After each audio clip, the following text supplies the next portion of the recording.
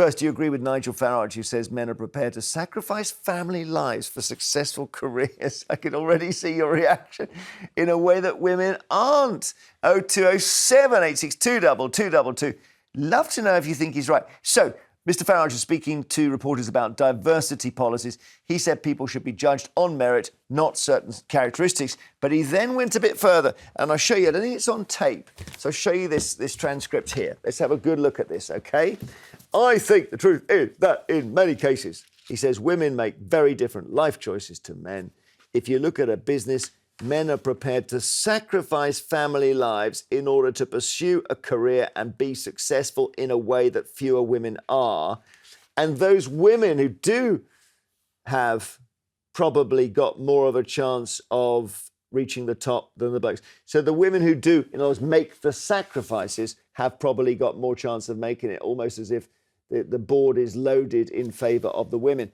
It's also reported, he said, young men are being too feminised by modern society. He then insisted he's pro-women. What do you think, Ayo? I'm trying to collect myself so I don't lose my temper. That is absolute nonsense.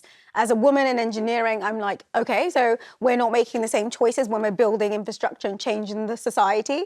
That doesn't make any sense I think he's saying, so if you'd be a good example, as a woman in engineering, you would be able to get jobs more easily than men, and you would be promoted quicker. That's what he says. That's a nonsense, because we know that most of these processes are meritocratic, or they're redacted. They don't know your name or gender, etc., when you're applying for jobs. And then when you're in the jobs, we know that women face systemic barriers. For a woman to rise in any of these fields, looking at the top of my industry, let's say, presidents of the ICU who've been women, Jane Vendables or Rachel Skinner and Anusha Shah, there's 3 of them in the history of maybe over 200 years.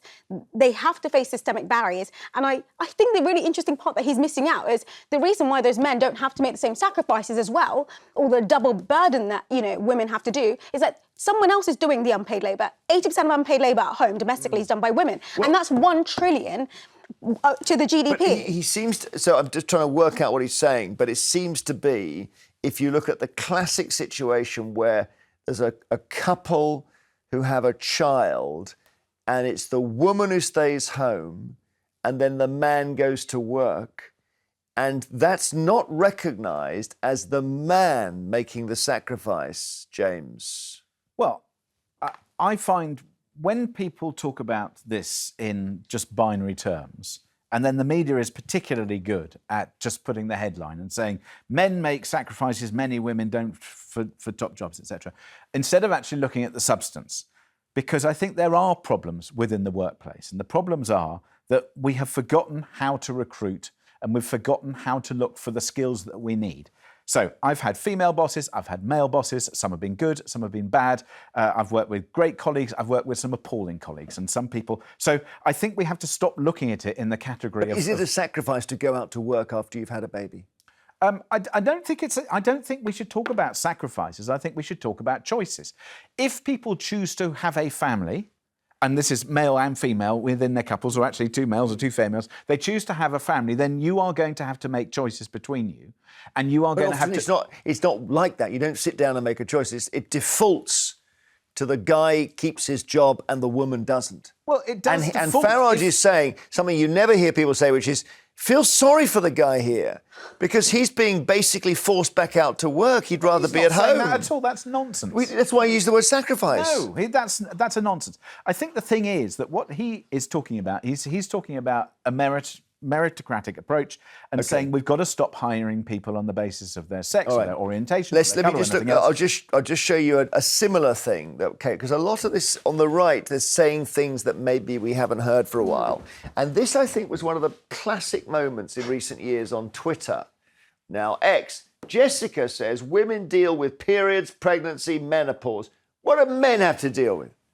Lee Anderson, Reform MP, try the Battle of the Somme. Ayo.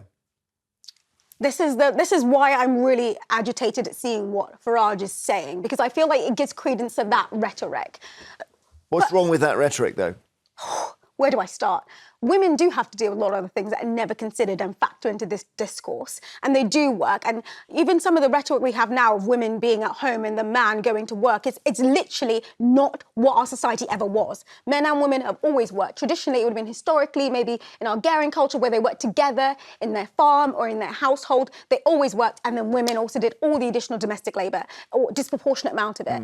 And then they have to go through those cycles. And then they have to go through the biological period of literally birthing, gestating a baby and giving birth to it, which has impact, and they will need to recover from it. If you take away the point that they need to get back to the workplace. Sorry, apologies. But you have that factor. And then you think about it. We think about war and we say, oh, men go to war. Who are the actual victims of most of the war? Let's look at the wars that are going around the world right now. Who are the women being raped and harmed by it? Sexual harm done to them? It's children and it's to women. The soldiers who die, I guess, are men. I don't know. But we also know lots of harm happens to women. We never consider that as well. After all that ranting. The thing is that I think both of those posts are as bad as each other. Because the Jessica, or whoever she is, has started the conversation by saying that men don't have any problems. You know, look at us women, we've got to deal with all these things. Yes, you do. But many people have problems. And as soon as you start to couch it in, women have to do this and men have to do that, and you start to polarise and you start to divide, and then instead of saying every single human on this planet is going to have an awful lot of things to deal with. And funnily enough, the things that they deal with are probably going to be different for the things that you have to deal with. But that's not how it works. We're not just atomised. We're not all just siloed off. People are often in heterosexual couples where there is a gender divide that's sitting there without them actually taking a decision or making a choice. You're asking the wrong person to ask about that, because there's a different well, you look relationship here. But you look around you, don't you? You observe the world? Yeah, of course I observe the world. And the way I observe the world is that different people are taking choices. What I want is a world in which people can make those choices throughout, and they make them together. And they make them. You've been accused of ranting. I don't think you were. I don't think I was ranting. I think I was making a very articulate point. Thank you. But I think what we're looking at is sometimes they're not choices. There really are not choices. They're actually ingrained. We are fish and we're swimming in water. And the water we're swimming in is the patriarchy, it's misogyny, and sometimes it's difficult. I'm not saying men don't have problems, but that's not what he's saying. And what's problematic about this is it's going to extrapolate to really dangerous rhetoric. I've just been watching Adolescence. You've been watching that. Of course. This is what we're facing. Entitlement of men, the polarization of our society. So I think we do need to have nuanced conversations. I don't disagree with you, James. But the problem is this is not a political or an opinion point, because this is a point that could maybe degrade someone, a female. Could degrade someone else's permission and autonomy to make their own decisions. Fine. Do you think we have gone too far with some hiring policies where you start to say, you have to be of this characteristic, you have to be like that? I've never seen such hiring policies, and I've been We're talking here DEI, and Trump says that's not. DEI has brought this country to its knees. It's gone. It's over. Seen that, and I have experienced that. And whilst I understand it, and I understand the direction of travel and where we have to get to, because there are too many men in positions of power, there are too many barriers to many women in certain places, and there are places where it's just too male, and we're dealing with history there. But you're about to say? But if you start hiring people on the basis of whether it's sex, orientation, or colour, or anything else, I'm sorry, you make mistakes. All right, let's pause. We've got loads of calls on Mr. Farage, whether he's right to say, if you look at business, men are prepared to sacrifice family lives to pursue their careers. So it's a sacrifice. Jane in Bradford, what do you think of that? I think really it's out of context what he's saying, obviously. But when I was younger, it was expected of us to stay at home, look after the children, and keep our feet to the sink. That was expected of us. Nowadays, it's different. If the woman can earn more than the man, then she's welcome to it. But we didn't have the choices that the women have today. Sure. And it's Do only you think right when a guy goes to work, though, he's making the bigger sacrifice because all men want to be at home with their small child? No, he gets out of the situation. But don't we pine for home? You don't think so? Absolutely not. No. Because you think, I'm at work, I'd rather be playing with my son. No, you get the social status of the I don't identity have a son, by the way. from I've got a work. daughter, yeah. But people get a lot of identity from work. They get the identity from work. They don't get to worry about going back to the workplace. You think work is time off? Well, Pardon? You think work is time off? Well, look I at the think to fun some you extent- have, I've heard Jeremy. parents say I that. think to some degree, think Well, about yeah, it. this is- We're having a great mine time. is, yeah. You take two jobs. You're Yeah. getting social value from this. It's giving you status in society. Let's take a break. Someone's not getting that. Fascinating. Are men making a sacrifice by going to work? No one's ever said this. Nigel Farage has now. 0207 862 2222. They're not. We are getting quite a lot of calls on this because what Mr. Farage has said, it's quite eye-catching, and it just basically says that I suppose he's redefining the guy who says, right, I'm going into the office. Will you look after the child? And the woman says, yes, because your job is paid more or whatever, or that's the way it's always been done. He believes that it's the man who's making as much of a sacrifice. And I do think that losing time at home with the kids, you think, where are you on that? You don't have kids yourself? You don't No, know. I just see a lot of my peers who get married. They're both engineers. One person is now automatically cooking dinner, even though they both work, they both commute, even before they have children. And then they have children. Maybe they only take the year off, they get full pay for maternity, but then all the labor lies on the woman, in addition to her engineering job. So she has to think about pick up, drop off. And when the child is all of ill at that. school, they always ring the mum. And the school always ring the mum. Why is regardless that? of it. I have no idea. But that's it. bad That's it. Hang on, management, 'cause James. Hang on. Let's take a call. Paul in Edinburgh. Hi. Hi, how are you doing? I'm fine, thank you. What do you think of what Nigel Farage has said? I think he's right in a lot of ways where there's a vast amount of guys who don't sacrifice anything, but you've got a percentage of guys who do sacrifice absolutely everything for the kids. Where under my circumstances, I had a wife who preferred to drink and smoke cannabis all the time. Now, she was very violent with the kids, so I got the kids in 1999, 3 children, 2 girls and a disabled laddie. Now, I brought all of these 3 kids up, had my own business, kept the own business going. I had to teach our 2 girls how to use impact days because the mothers have no interest in it whatsoever. Eventually, I got rid of her, kept the children, brought them up, sacrificed every part of my life for the kids and everything. But at the same point, still kept a business. Thank you. I've and all got that it. going. I get it. I hear you. I couldn't hear that well, but I think I got it. Thank you very much. It all landed on Paul. I understand that. And thank you, mate. The line was so bad. Sonia with a Y in London. Hello. Hi, Jeremy. That's my sister's Sonia with a Y, and you're the first lovely. Sonia with a Y I've met.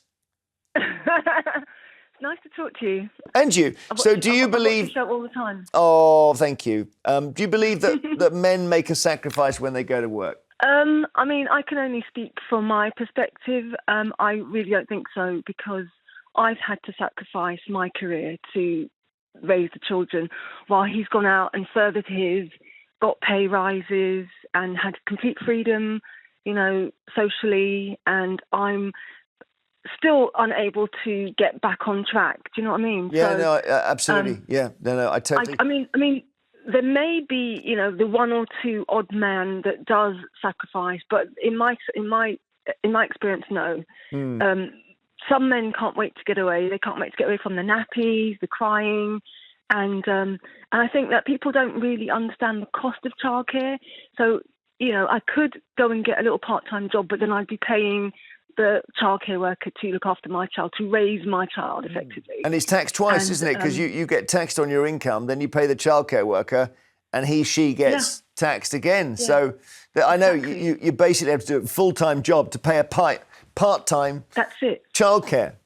Well, and there's all the half-term holidays. People don't think about the half-term holidays. There's quite a few. Yeah. You can't just oh, sorry, I can't work this week. My child's on holiday. No, and inset days. What's that about? Inset days in school. Exactly. What was your career, by the way? What is your career? I was an employment advisor. I mean, I'm still trying to do it, and but it's difficult because they're all full-time roles.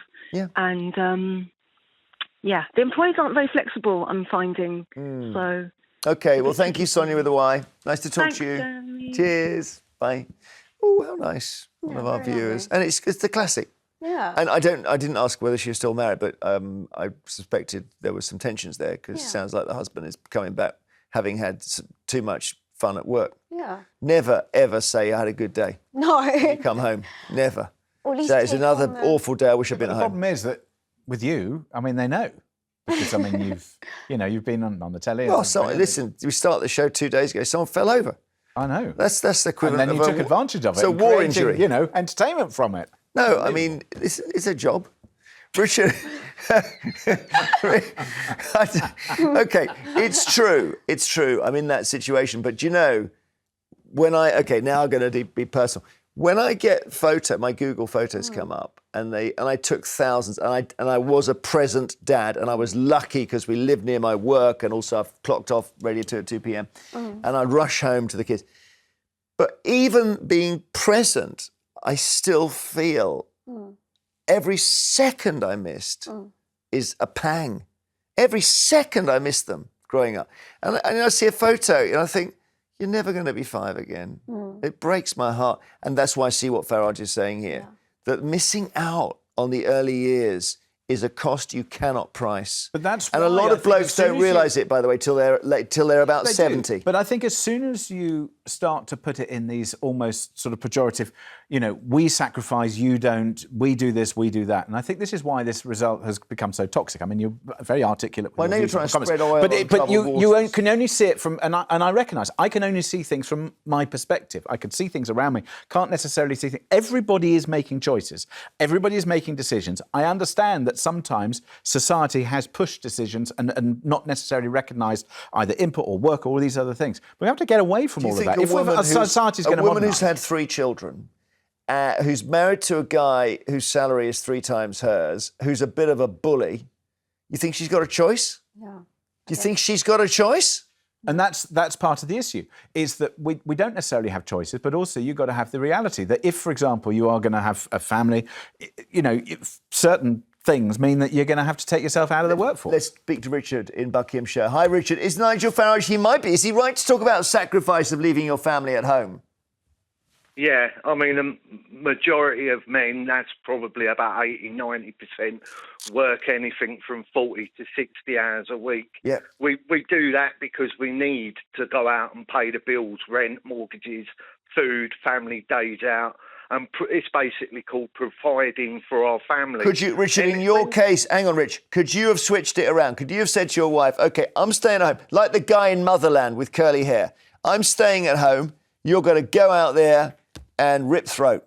And, well, I mean... If I was in a relationship with a lady who clearly earned more and had the possibility of providing us with a better home life because she brought in more money, then without a shadow of a doubt, if I'm being honest with you, I 100% would have sent her out to work and been at home, and I wouldn't have a problem surely if with she'd it. gone out to work, she would have become that person and she would have got promoted and do something exciting. Well, I mean, this is a working life altogether, isn't it? You know, when you have a family life, one of you 9 times out of 10 really should stay at home and look after the children. Okay. And when you're in a relationship with someone, you take that decision equally. So All right, Rich, I've got to leave it there. I'm so sorry. We've got the famous 10 o'clock break where the horses are galloping over the hill and we've got to get there. Thank you for your calls on this. Later we'll be asking if it's...